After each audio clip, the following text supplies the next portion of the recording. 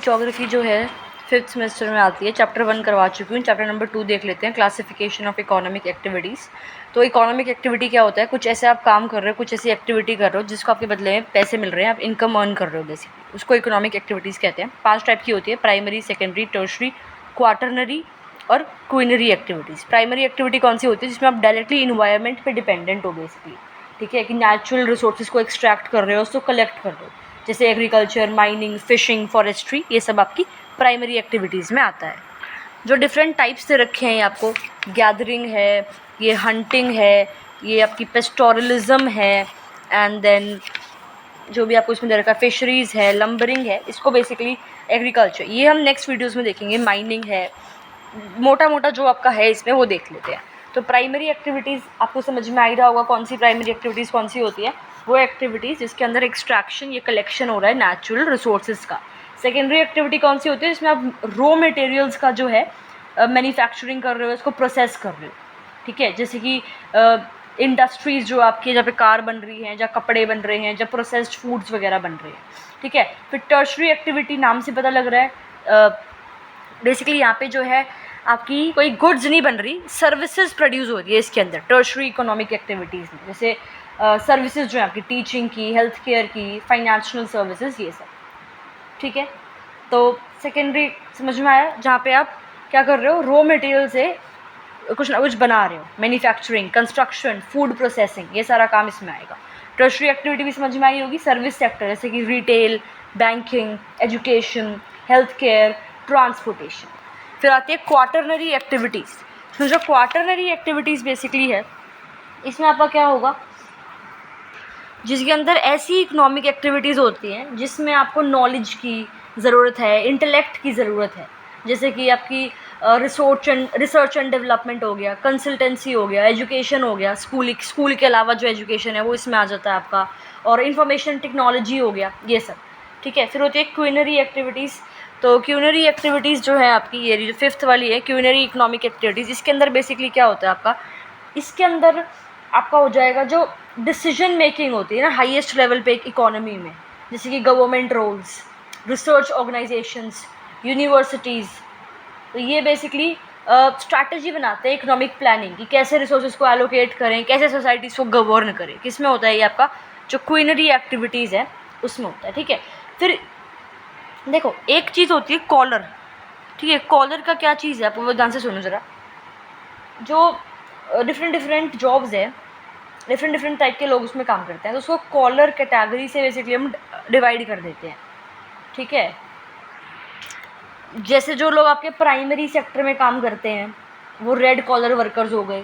जो लोग आपके सेकेंडरी सेक्टर में काम कर रहे हैं, इंडस्ट्रियल सेक्टर भी कहते हैं उसको, वो आपके ब्लू कॉलर वर्कर्स हो गए, ठीक है। जो आपके टर्शरी सेक्टर में काम कर रहे हैं वो वाइट कॉलर जॉब्स हो गई, ठीक है। फिर जो आपके क्विनरी सेक्टर में, जो ये 5th वाला है, इसमें जो काम कर रहे हैं वो आपके गोल्ड कॉलर प्रोफेशनल्स हो गए, ठीक है। अब ज़रा देखते हैं हम कि क्या इम्पैक्ट पड़ता है आपका, क्या इम्पैक्ट पड़ता है इन इकोनॉमिक एक्टिविटीज़ का इन्वायरमेंट पे, ठीक है। अब ऑब्वियस सी बात है, पॉजिटिव इम्पैक्ट भी होता है और आपका नेगेटिव इम्पैक्ट भी पड़ता है इसकी वजह से, है ना। प्राइमरी एक्टिविटीज़ की जैसे हम बात करते हैं, गैदरिंग है, हंटिंग है, वुड कटिंग है, फिशरीज़ है, इकोलॉजिकल इम्बैलेंस क्रिएट होता है इससे, ठीक है। अब डिफॉरेस्टेशन हो रहा है एग्रीकल्चर की वजह से, loss of biodiversity, soil erosion, climate में चेंज आ रहा है उसकी वजह से, सॉइल डिग्रेडेशन, जो लैंड का ओवर यूज़ हो रहा है एग्रीकल्चर की वजह से, ठीक है, ओवर ग्रेजिंग हो रही है, जो आपकी इस काफ़ी दिक्कत आती है इसकी वजह से, पेस्टोरलिज्म, जो ओवर ग्रेजिंग हो रही है उसकी वजह से, ठीक है। नोमैडिक लाइफ जो लोग जीते हैं उसकी वजह से काफ़ी प्रॉब्लम आ रही है, इकोलॉजिकल इम्बैलेंस हो रहा है। फिर वाटर पोल्यूशन क्रिएट हो रहा है इसकी वजह से, ओवर फिशिंग हो जाती है तो उससे दिक्कत होती है काफ़ी ज़्यादा। माइनिंग की वजह से लैंड डिग्रेडेशन हो रहा है, सॉइल की फर्टिलिटी कम हो रही है, वाटर का लॉस हो रहा है और वेजिटेशन का लॉस हो रहा है, ठीक है, ग्राउंड वाटर कम हो रहा है। तो ये सारी चीज़ें क्यों आ रही है?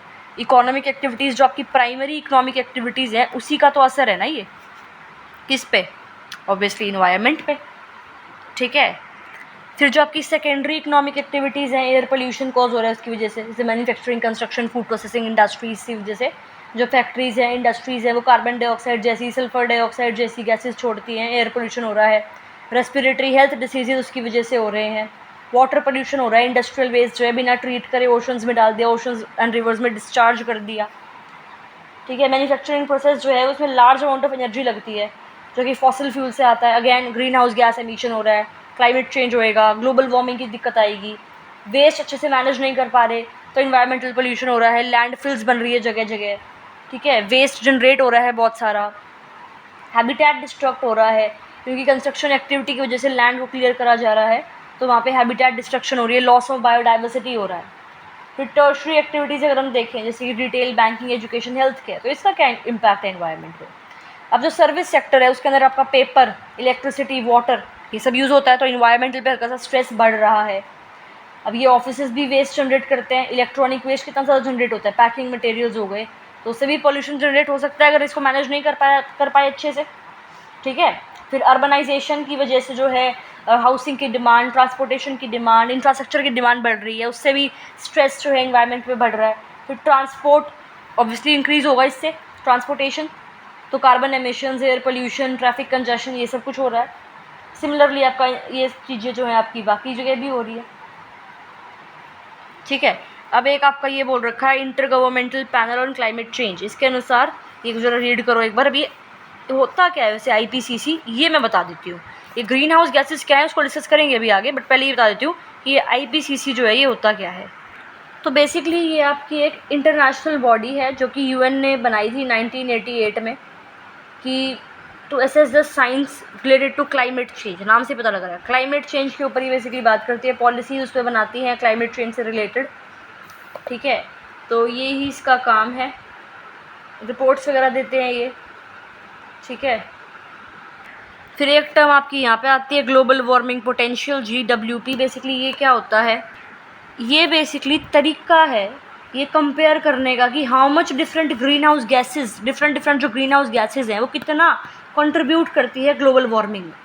मान लो हम CO2 की बात करें, कार्बन डाइऑक्साइड की, ठीक है, it's a gas we compare everything else to because it is the most common greenhouse gas. Example मान लो, अब CO2 का एग्जाम्पल मान लो, अगर हम मान रहे हैं कि CO2 जो है इतना परसेंटेज, X% कंट्रीब्यूट करनी है ग्रीन हाउस ग्लोबल वार्मिंग में, तो बाकी gases in comparison to CO2 कितना कंट्रीब्यूट करती है ग्रीन हाउस ग्लोबल वार्मिंग को कंट्रीब्यूट, समझ में आया ना। मतलब अगर CO2 X% कंट्रीब्यूशन देती है अपना ग्लोबल वार्मिंग में, तो कोई और गैस जो है वो इन कंपैरिजन टू CO2 कितना परसेंटेज कंट्रीब्यूशन देती है ग्लोबल वार्मिंग करने में, ठीक है। फॉर एग्जांपल अगर एक गैस का जो है GWP that is global warming potential वो 25 है, इसका मतलब इट मीन्स कि it is 25 times better at trapping heat in the atmosphere than CO2, ठीक है। तो CO2 के रिस्पेक्ट में हमने उसको कंपेयर किया है, ठीक है। तो अगर किसी गैस का जो GWP हाइयर है, इसका मतलब वो ज़्यादा कंट्रीब्यूट करता है ग्लोबल वार्मिंग। जैसे मीथेन की बात करें तो मीथेन का GWP जो है इट इज़ अबाउट 25/100 ईयर्स, इसका मतलब मीथेन जो है वो 25 टाइम्स ज़्यादा हीट ट्रैप करती है CO2 में 100 सालों में। तो दिस इज़ GWP। अब फूड चेन तो आपको पता ही है क्या होता है, काफ़ी इम्पैक्ट होता है इसका भी। अगर फिशिंग वगैरह हम करते हैं फूड चेन पे, फिशिंग का इम्पैक्ट इस पर होता है, ठीक है। कि मान लो प्लांट्स हैं, प्लांट्स अपना खुद का खाना बना रहे हैं, प्लांट्स को कौन खाएगा, कोई हर्बीवोरस, मान लो रैबिट एक ग्रास खा रहा है, ठीक है, फिर रैबिट को एक फॉक्स खा रही है, फिर फॉक्स को एक ईगल खा रहा है, तो ये क्या है, एक फूड चेन बेसिकली इसको हम कहते हैं। इसमें प्राइमरी कंज्यूमर्स होते हैं जो ग्रास हर्बीवोर्स होते हैं, फिर आपके कार्निवोर्स होते हैं सेकेंडरी कंज्यूमर्स, फिर प्रीडेटर्स होते हैं टर्शरी कंज्यूमर्स, फिर जब प्लांट्स और एनिमल्स मर जाते हैं तो उनको कौन खाता है, फंगाई या बैक्टीरिया जो डीकम्पोजर्स होते हैं, राइट। साइंस से पढ़ते हैं हम फूड चेन को। अब बताया है मैंने आपको कि इन एक्टिविटी की वजह से वायु प्रदूषण होता है, एयर पोल्यूशन होता है। एयर पोल्यूटेंट्स क्या होते हैं, एयर में क्या क्या पोल्यूटेंट्स होते हैं, तब ये कुछ केमिकल पोल्यूटेंट्स हैं, कुछ आपके पर्टिकुलेट मैटर है। पर्टिकुलेट मैटर क्या होता है, बेसिकली कुछ टाइनी पार्टिकल्स होते हैं डस्ट के या लिक्विड ड्रॉपलेट से कुछ और, ठीक है, छोटा इनका साइज होता है, इसलिए हम पर्टिकुलेट मैटर जो है वो कहते हैं। अब कहाँ से आते हैं जो मैटर होता है पर्टिकुलेट मैटर, व्हीकल में से, इंडस्ट्रियल एक्टिविटीज़ से, कंस्ट्रक्शन से, या वोल्केनिक इरप्शंस वगैरह हो रहे हैं तब आते हैं। एयर क्वालिटी डिग्रेड होती है इसकी वजह से, और हेल्थ इफेक्ट्स भी इसके ऑब्वियसली नेगेटिव होते ही हैं। जो टाइनी पार्टिकल्स, जो टाइनी ड्रॉपलेट्स हैं एयर में, अगर उनको हम इनहेल करते हैं तो वो हार्मफुल होती हैं, तो वो बेसिकली आपके ये पर्टिकुलेट मैटर है। फिर नेक्स्ट टॉपिक आपका ये आ जाता है ग्लोबल वार्मिंग और ग्रीन हाउस इफेक्ट। तो ग्रीन हाउस गैसेस पहली बात तो होती क्या है, वो गैसेस अर्थ के एटमॉस्फेयर में जो हीट को ट्रैप करती है, ठीक है। ये जो गैसेस है ये अलाउ करती है कि सनलाइट जो है एटमॉस्फेयर में घुसे, लेकिन एटमॉस्फेयर से सनलाइट को बाहर स्पेस की तरफ नहीं जाने देती, ठीक है। यानी कि जो एक डिब्बा है उसी के अंदर आपकी सनलाइट रुकी, बाहर नहीं जा सकती, तो उसको क्या कहते हैं हम, ग्रीन हाउस इफेक्ट कहते हैं उसको। ग्रीन हाउस गैसेस कौन कौन सी हो गई, जैसे आपकी कार्बन डाइऑक्साइड हो गई, मीथेन हो गई, नाइट्रस ऑक्साइड हो गई, वाटर वेपर हो गया, ओजोन हो गया, क्लोरोफ्लोरोकार्बन हो गई, ठीक है।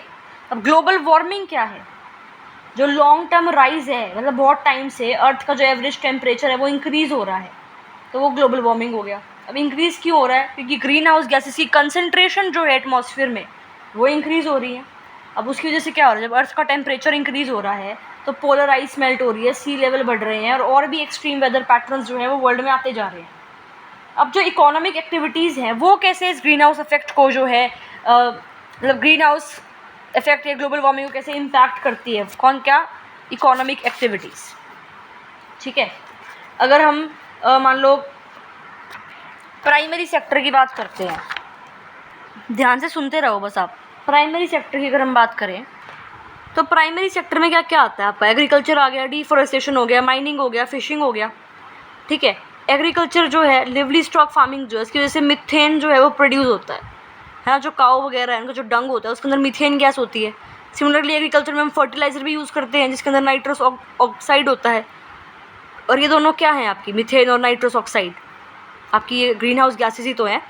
फिर डिफॉरेस्टेशन, पेड़ काट रहे हो, पेड़ों का क्या काम है, CO2 को एब्जॉर्ब करते हैं वो फोटोसिंथेसिस के लिए। अब पेड़ काट रहे हो तो CO2 लेवल जो है एटमॉस्फेयर में बढ़ गया, और CO2 क्या है, ग्रीन हाउस गैस है। फिर माइनिंग, अब एक्सट्रैक्शन प्रोसेस जो है वो CO2 और बाकी गैसेस को रिलीज़ करते हैं, तो उसकी वजह से भी काफ़ी दिक्कत आ रही है, जिसकी क्या has led to the reduced carbon sequestration, ठीक है। अब ये बेसिकली होता क्या है, the process of capturing and storing carbon dioxide. Carbon sequestration is the process of capturing and storing carbon dioxide, CO2, to reduce the amount of carbon in the atmosphere and limit climate change. ठीक है, समझ में आ गया कि भाई एक process जिसमें हम कार्बन डाइऑक्साइड को कैप्चर कर रहे हैं और स्टोर कर रहे हैं, क्यों, to reduce the amount of carbon in atmosphere, और क्लाइमेट चेंजेस को लिमिट कर रहे हैं बेसिकली। फिर सेकेंडरी एक्टिविटीज़ है, manufacturing, construction, industrial processes, fossil fuels burn होते हैं, CO2 ज़्यादा आ रही है। सिमिलरली कंस्ट्रक्शन में CO2 जो है वो आपकी रिलीज़ हो रही है, ठीक है। इंडस्ट्रियल प्रोसेसेस में भी दिक्कतें आपकी आ रही हैं काफ़ी, तो जो एक्टिविटीज़ हैं उसकी वजह से भी जो काफ़ी ज़्यादा दिक्कत जो है वो इन्वायरमेंट में आ रही है। CFCs की प्रोडक्शन बेसिकली आपकी जो यूज़ होती है रेफ्रिजरेटर्स में, ACs में। बाकी जो इंडस्ट्रीज़ हैं आपकी जिसमें पेपर बनता है, ठीक है, जिस इंडस्ट्रीज़ में फूड प्रोसेसिंग इंडस्ट्रीज़ हो गई आपकी, जो आपकी टेक्सटाइल इंडस्ट्रीज़ हो गई, केमिकल इंडस्ट्रीज़ हो गई आपकी, कुछ पेट्रोलियम इंडस्ट्रीज़ वगैरह जो हैं, तो यहाँ पर काफ़ी ज़्यादा दिक्कत हो रही है, ठीक है। साउंड, नॉइज़ पोल्यूशन वगैरह होता है, ठीक है। जैसे आपको एक इम्पॉर्टेंट एग्जांपल दे रखा है यहाँ पे, दामोदर नदी जो है, बंगाल का शौक बोलते हैं उसको, क्योंकि उसकी वजह से बहुत ज़्यादा जो प्रदूषण तो हो ही रहा है अब, लेकिन पहले भी काफ़ी ज़्यादा फ्लड वगैरह इसकी वजह से होती है यहाँ पे बंगाल और झारखंड वाले एरिया में, ठीक है। यहाँ पे इस रिवर के आसपास जो आपकी कोल है बेसिकली उसी खाने हैं और कोल को साफ़ करने के केंद्र हैं, तो इसकी वजह से जो है काफ़ी ज़्यादा दिक्कत जो है इन एरियाज़ में भी आ रही है पोल्यूशन से रिलेटेड, ठीक है। तो बेसिकली क्वेश्चंस अगर हम देखें यहाँ से आते हैं, देखो आप देख सकते हो 1-1 नंबर वाले क्वेश्चन भी, ठीक है। फिर ये इकोनॉमिक एक्टिविटी को क्लासीफाई पहले करवा चुकी हूँ, ये बताऊँगी। दीज आर द क्वेश्चंस जो यहाँ से आए हैं, ठीक है। तो बेसिकली हमने ये वाला पेज कर लिया है, ये वाला पेज हो गया है, ये वाला पेज भी हो गया है, ये वाला पेज भी हो गया, ये वाला पेज भी हो गया, ये भी हो गया। अब वो करवाना क्या है आपको, जो ये प्राइमरी एक्टिविटीज़ को डिटेल में बता रखा है ना, ये करवाऊँगी, ठीक है, नेक्स्ट वीडियो से।